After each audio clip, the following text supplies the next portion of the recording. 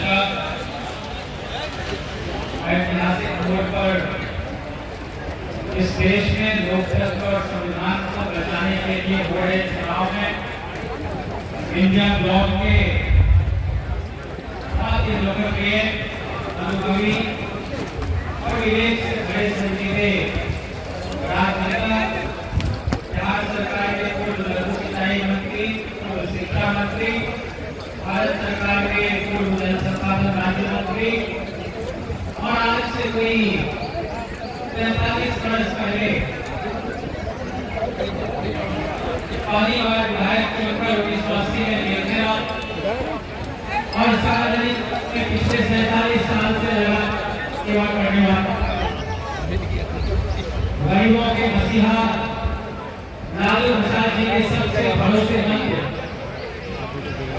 बहुत ही विश्वास पात्र सहयोगी और न सिर्फ मुंगेर बल्कि बांका, लखीसराय, शेखपुरा, जमुई, खगड़िया, बेगूसराय, भागलपुर कितने बड़े इलाके में अपना सांस्कृतिक प्रभाव रखने वाले, जिनको आपने इतना स्नेह, आशीर्वाद, मोहब्बत, सहयोग और सहकार दिया, वैसे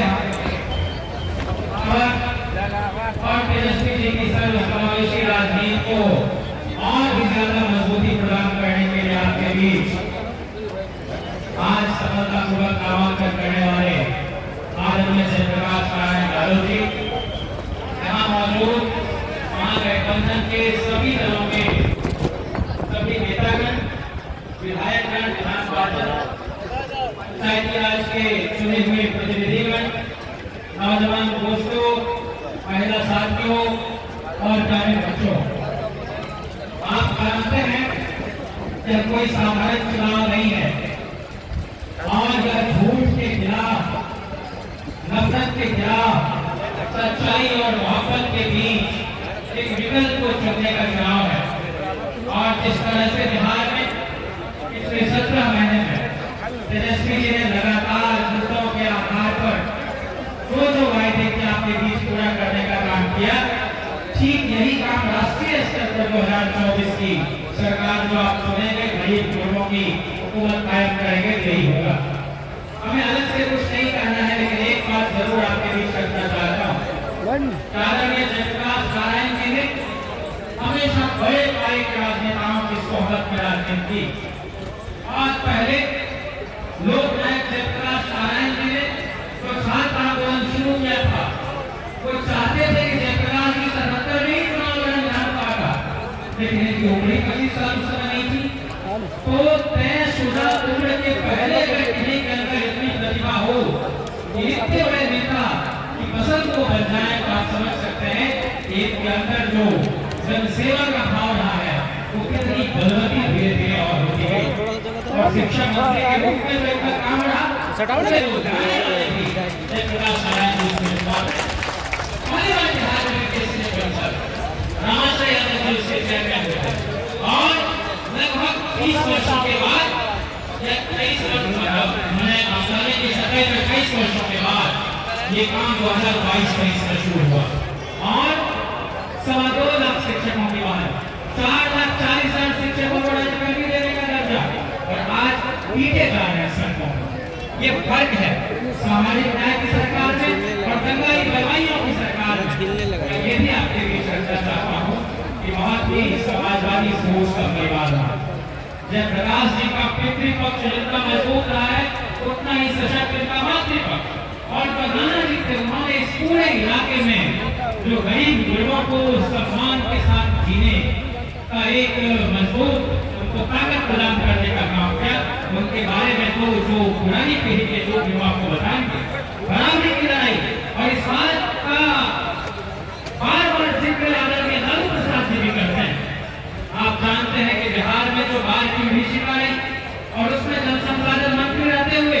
जब कोसी का पूरा इलाका डूब चुका था, उसमें राहत कार्य से लेकर और बांका में आप देख रहे पुल पुलियों का जान बिछाने का श्रेय जाता है। 5 वर्ष में लगातार आपके बीच रहे। वो तो मैं ये बात मानता हूँ कि सिर्फ बांका के लोग नहीं, मुंगेर मंडल के लोग नहीं, बल्कि बिहार के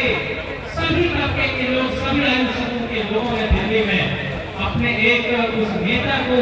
बहुत ही मिस किया 5 साल में, जिनका दरवाजा हमेशा जरूरतमंद कमजोर मजदूरों के लिए खुला है। अब कहाँ ऐसे नेता मिलते हैं? अब आपको अपॉइंटमेंट लीजिए फिर भी नहीं मिलता। लेकिन दिल्ली के लुधियाना जोन में जहाँ कभी चौधरी चरण सिंह जी होते थे, कभी देवीलाल जी होते थे, और चौधरी साहब के कितने करीब थे। नीतीश कुमार जी से भी पहले युवा लोकदल के प्रदेश अध्यक्ष होने का गौरव भी निभाते हैं मधु मीना के साथ, मधु दंडवते के साथ, चौधरी साहब के साथ, देवीलाल जी के साथ, चौधरी अजीत सिंह जी के साथ, चरण यादव जी के साथ, रामनाथ जी के साथ कौन बड़े नेता समाजवादी नहीं होंगे जिनके साथ आपका बहुत ही गहरा रिश्ता था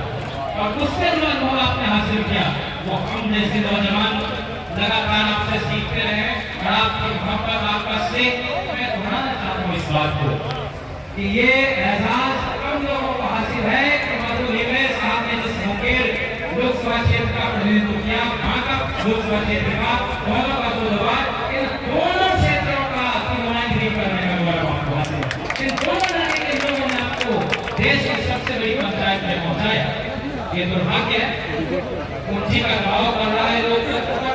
तरह तरह के लोग आ जा रहे हैं और कुछ तो भस्मासुर किस्म के लोग सियासत में पैदा हो जाते हैं, जिनको आपने ही कभी उठाया बढ़ाया वो तरह तरह की बात आज बाजार में कर रहे हैं। मैं नाम नहीं लेना चाहता क्योंकि मैं नहीं समझता कि कोई इतना भी काबिल जिक्र है आपके सामने, लेकिन ये जनता का आशीर्वाद, जनता की ताकत, जनबल आपके साथ है। तो निश्चित तौर पर 2024 में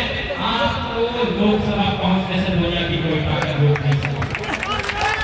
और जो बचे हुए हमारे पास हैं, एक एक घर में पहुंचना है, लालू जी के और तेजस्वी जी के संदेश को पहुंचाना है। यही सरकार की जिसने भूमिहीनों को कुछ विस्तृत जमीन देकर आवास के पैसे मिलते थे उस राशि को बढ़ाया। पहली बार बिहार में इतने बड़े पैमाने पर दुनिया में कहीं 4.5 लाख लोग की साल भर में नहीं मिलती होगी, वो बिहार में करके दिखाया। यही अगर आप लोकसभा चुनाव में भी प्रदर्शन करते हैं तो इस देश में जो ढकोल शक्तियों की सरकार है, और आप जानते हैं कि इस देश की न्यायपालिका कितनी मजबूत होती थी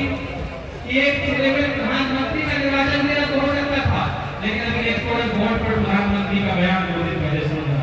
तो बोल देते चलो नाच रहे हैं, अभी बाद में पछताएंगे। वो सीधे सीधे इस देश की सर्वोच्च अदालत के वो न्यायाधीश को धमका रहे हैं,